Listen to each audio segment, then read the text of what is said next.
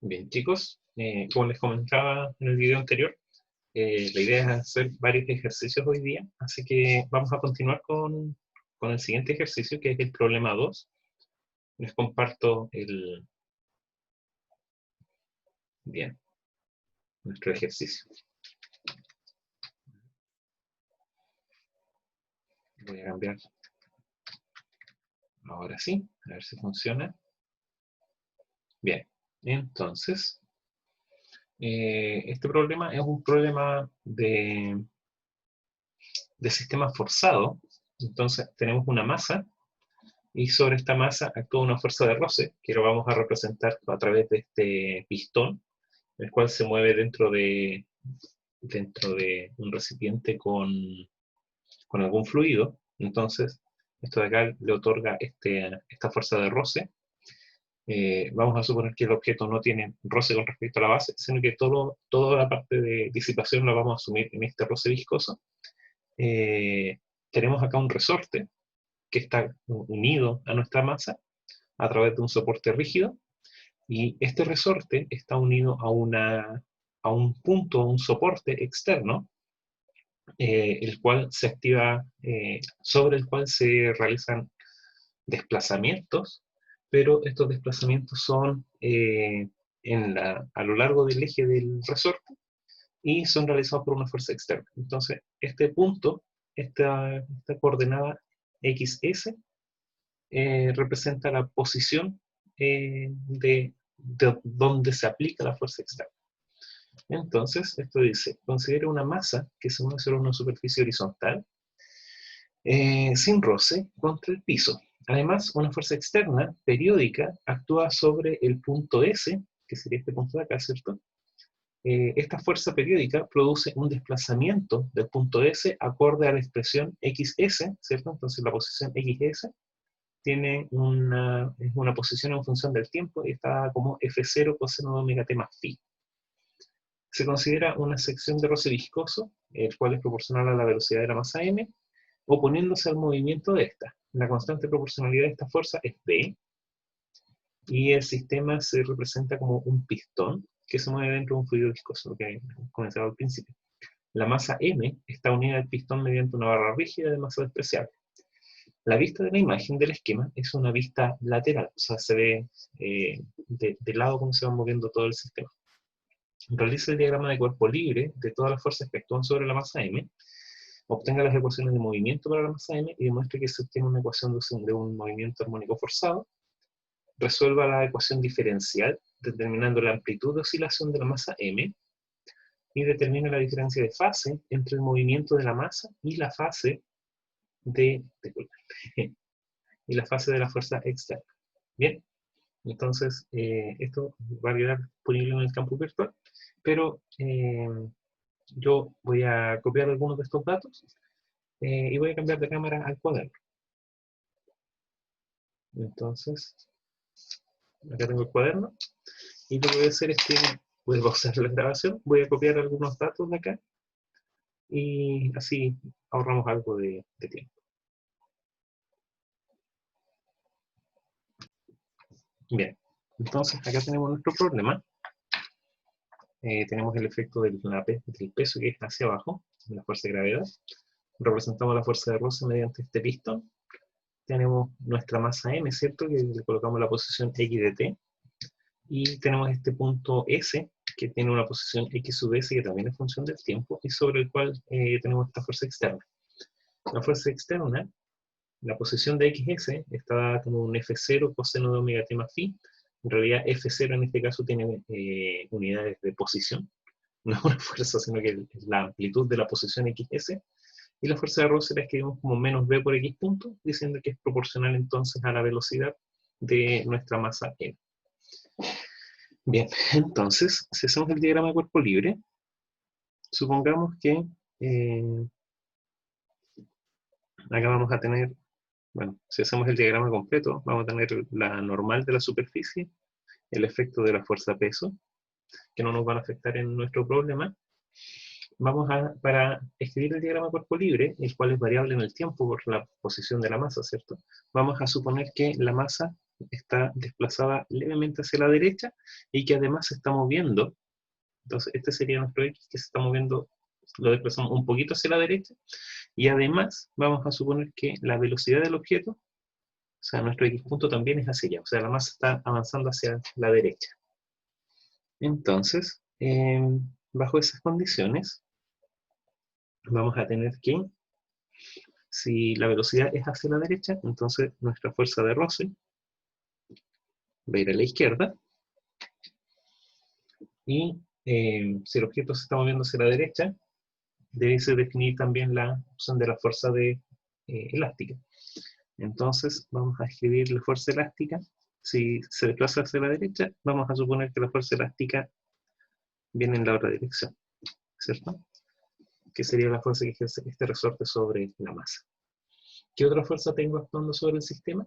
Ninguna. ¿Por qué? Porque la masa está actuando solamente a través del resorte. Y la fuerza de roce actúa sobre la masa. Por lo tanto, esto sería el diagrama de cuerpo libre. No tengo el efecto de la fuerza externa actuando directamente sobre la masa. Bien, entonces, escribamos las ecuaciones de movimiento. Voy a escribir solo para X, ¿cierto? Bueno, el eje Y, en realidad, la normal es igual al peso, pero no vamos a utilizar ese parámetro para nuestro problema. Entonces, solo para X, ¿qué es lo que me queda? La masa por la aceleración en X, ¿cierto? Tiene que ser igual a la sumatoria de fuerzas. ¿Cuál sería la sumatoria de fuerzas? Tendría menos B por X punto, que sería la fuerza de roce, y tengo la fuerza elástica. Entonces, esto sería menos K por el X de la partícula. Ahora, el problema es que pasa con este X, no depende únicamente de la posición de este X de T, sino que además depende de la posición de este objeto de acá.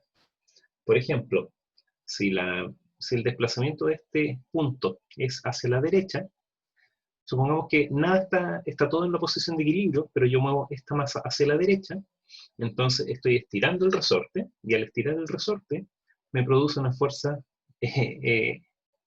este resorte va a tratar de jalar a la masa hacia la derecha. Disculpen. Por lo tanto, cuando el desplazamiento de S es hacia la derecha, la masa tratan de moverse a la derecha. Deme un segundo. Bien, disculpen. Entonces, como les decía, si la posición de S es hacia la derecha, o sea, si este punto S se desplaza a la derecha, me va a producir una fuerza positiva. Si S se desplaza hacia la izquierda, entonces me va a producir una fuerza me va a empujar en la masa, va a tratar de moverla hacia la izquierda. Por lo tanto, esto dice ser menos la posición del punto S. Entonces, hagamos lo siguiente. Hagamos el siguiente análisis. Supongamos que la masa está quieta, por lo tanto, X es 0, ¿cierto? Entonces, este de aquí no afectaría en nada, pero XS, por ejemplo, se mueve hacia la derecha. Entonces, como dijimos, si se mueve a la derecha, la masa va a tratar de moverse a la derecha, voy a tener una fuerza positiva. Entonces acá me queda menos K por este menos XS, me queda positivo, la fuerza va a ser positiva. Bien ahí. Ahora hagámoslo al revés. Supongamos que XS queda quieto, pero la masa es la que tiene un desplazamiento hacia la derecha. Entonces, si XS queda quieto, sería 0, y acá el X sería la posición de la masa. Entonces, si X es positivo, estoy comprimiendo el resorte, ¿cierto? Y al comprimir el resorte me va a generar una fuerza que trata de empujar la masa de vuelta. Eso significa que un X positivo me tiene que producir una fuerza negativa. Entonces, estos signos están acorde a esta posición de acá. Aparte de eso, no tengo ninguna otra fuerza actuando sobre el sistema, por lo tanto, esa sería mi ecuación de movimiento. La puedo reordenar y escribir de la siguiente forma. X dos puntos más B sobre M por X punto más K sobre M por X igual a K sobre M por XS. Este menos con menos me queda positivo. Esto queda positivo y este menos pasa positivo. Entonces, vamos a definir los siguientes parámetros de esta ecuación. Bueno, esta sería entonces la solución para la pregunta B. No sé si recuerdan la pregunta B, que la pregunta A era realiza el diagrama de cuerpo libre, por lo tanto ese sería nuestro diagrama de cuerpo libre. La pregunta B es obtenga la ecuación de movimiento de la masa M. Entonces acá tenemos la ecuación de movimiento y nos falta demostrar que se obtiene una ecuación de movimiento armónico forzado. Efectivamente tenemos esto de acá, corresponde a la ecuación del movimiento armónico amortiguado, y este término, como es una XS, es función del tiempo, entonces nos queda un término forzante actuando sobre nuestro sistema. Por lo tanto, hemos demostrado la pregunta B. La pregunta C dice, resuelva la ecuación diferencial determinando la amplitud de oscilación de la masa M. Entonces, eso es lo que vamos a tratar de hacer ahora. Entonces, esto sería la pregunta A, esto de acá sería la pregunta B. Esto dijimos que es la ecuación del oscilador amortiguado. Y este de acá sería el término forzante. Bien. Voy a encender la luz, denme un segundo. Bien, entonces, ¿qué vamos a hacer? Vamos a definir el término gamma igual a B sobre 2M, y vamos a definir omega 0, que es la frecuencia natural de oscilación, a la raíz de K sobre M. ¿Cierto? Entonces tengo omega 0, tengo acá el término gamma, y vamos a reemplazar la expresión acá para XS. Entonces, con eso me queda que la ecuación de movimiento la puedo escribir como X2 punto más 2 gamma X punto más omega 0 cuadrado por X igual a K sobre M, es este término de acá. Por lo tanto me queda omega 0, y acá me queda la expresión para XS, pero XS es F0 coseno de omega t más phi. Bien, entonces, ¿qué es lo que vamos a hacer? Para poder resolver este problema, vamos a recurrir al uso de fasores, pero unos fasores explícitos, entre comillas. Entonces vamos a suponer que X, que es función del tiempo, se puede escribir como la parte real, ¿cierto?, de un fasor que va a ser X0, que lo vamos a considerar como un número real, con una fase a la I phi 0, ¿cierto?, que sería la fase asociada a este término, y que como esto funciona con una frecuencia externa, omega, entonces vamos a suponer que se puede escribir como E a la I omega t. Entonces este término sería nuestro fasor de forma directa. Esto sería el fasor, pero lo vamos a dejar de forma explícita acá como x0 como la amplitud y phi sub 0 como la fase de nuestra solución. Y esta de acá sería la dependencia temporal. Ahora, la fuerza la podemos escribir como este término de aquí, lo podemos escribir como la parte real de F0, que sería un número real, por E a la I phi, que corresponde a este término de acá, por E a la I omega t. Entonces, esta expresión de aquí es igual a esta expresión de acá, ¿cierto? Y vamos a suponer que nuestra solución es x de t escrito de esta forma. Entonces, esto de acá implica que voy a dejar de lado la parte real y me voy a quedar solamente con las expresiones complejas.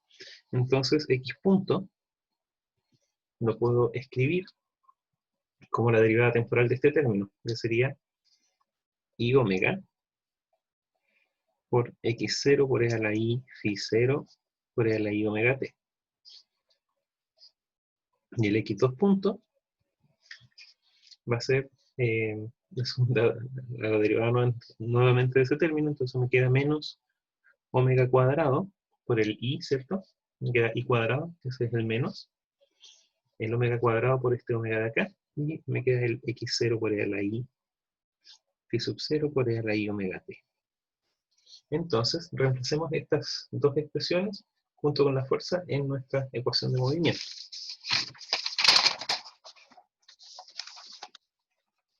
Entonces,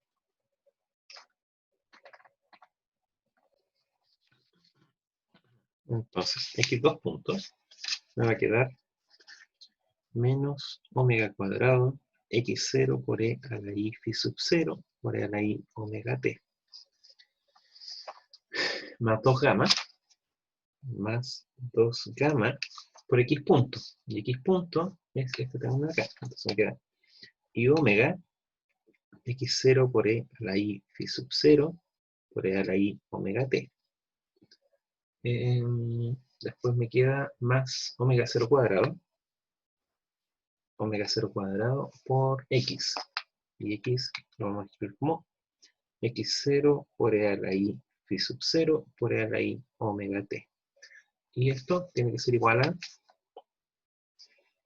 omega 0 cuadrado. Acá me faltaba un cuadrado, disculpen. Omega 0 cuadrado, para que se igual a eso.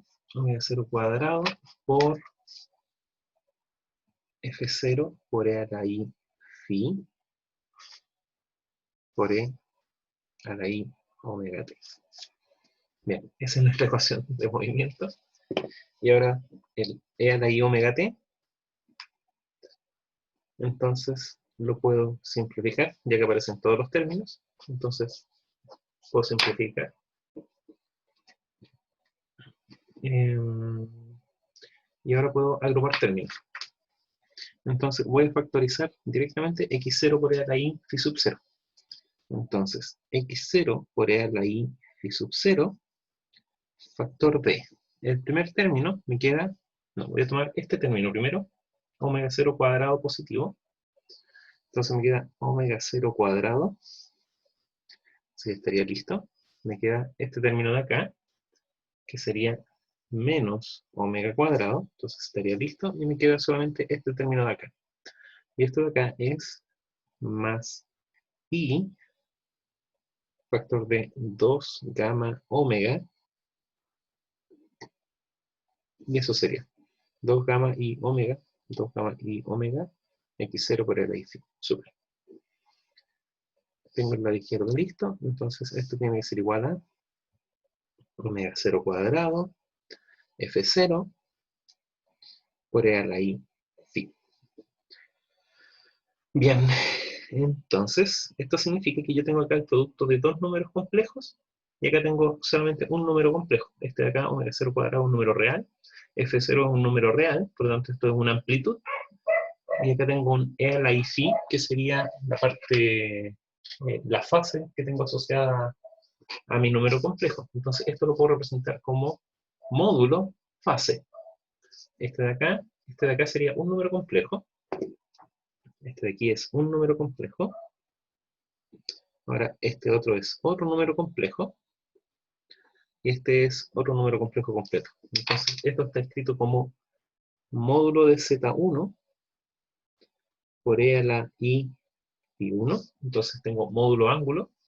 Este de acá está escrito como A más I por B, que es la otra representación por coordenadas de este número complejo. Esto de acá sería A, y esto de aquí sería B, ¿sí? Que sería este número complejo. Y este número de acá, que también está escrito como módulo de Z2, por E a la I phi sub 2. Entonces, esto de acá es el módulo. La fase phi 2 sería phi. Este de acá, el x0 sería mi módulo.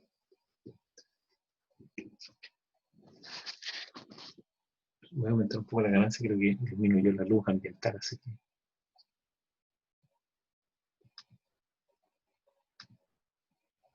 Creo que ahí mejora un poco.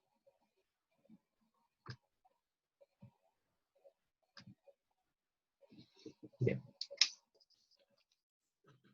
Entonces, tengo módulo, ángulo y coordenadas. ¿Cómo es la forma más fácil de trabajar esto? Tratar de expresar este término, va a ser este número complejo, pasarlo a también esta forma de módulo ángulo. Entonces, para eso, yo tomo este número de acá, y cuando tengo un número escrito de esta forma, entonces a más ib se puede escribir como la raíz de a cuadrado más b cuadrado, ¿cierto? Que sería el módulo, por la exponencial de i tangente a la menos 1 de la parte imaginaria dividido por la parte real. Entonces, de esa forma, yo puedo expresar un número que está escrito de forma de coordenadas, lo puedo representar ahora como módulo ángulo. Con eso, reconociendo que este es A y este es B, entonces me queda aquí omega 0 cuadrado menos omega cuadrado más i 2 gamma omega, lo puedo escribir entonces como la raíz de omega 0 cuadrado menos omega cuadrado, que sería este término, ¿cierto? Esto de aquí sería a, por lo tanto esto me tiene que quedar al cuadrado, más la parte imaginaria, que sería el b al cuadrado, que sería 2 gamma omega al cuadrado. Entonces aquí tengo el módulo, y esto tiene que ir acompañado por la exponencial de i tangente a la menos 1 de la parte imaginaria, que sería 2 gamma omega, dividido por la parte real, que sería omega 0 cuadrado menos omega cuadrado. Bien, entonces, disculpen, esto sería el mismo número que tengo aquí complejo, escrito de esta otra forma.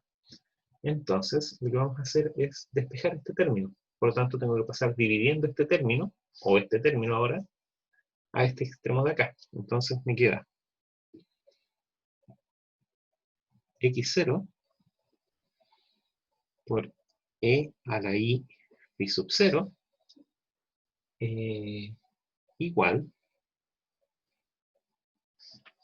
a este término, omega 0 cuadrado, f0 por e a la i phi, dividido por este número completo. Ahora, si yo paso este exponencial dividiendo, la puedo volver arriba, ¿cierto? Cambiando el signo del exponencial. Por lo tanto, eso lo voy a escribir acá como e a la menos i tangente a la menos 1 de 2 gamma omega sobre omega 0 cuadrado menos omega cuadrado. Bien, entonces tengo esta parte y me falta entonces dividir por esta raíz. Dividido por omega 0 cuadrado menos omega cuadrado al cuadrado más 2 gamma omega al cuadrado. ¿Sí? Y ahora esto me queda de la siguiente forma. Aquí ya tengo la solución, pero lo puedo reagrupar de la siguiente forma. Omega 0 cuadrado f0 dividido por esta raíz 2 gamma omega al cuadrado, y esto de aquí es un número, ¿sí? Y esto por la exponencial de i factor de phi, que sería este phi de aquí, menos tangente a la menos 1 de la otra expresión, 2 gamma omega sobre omega 0 cuadrado menos omega cuadrado. Casi me quedo sin espacio.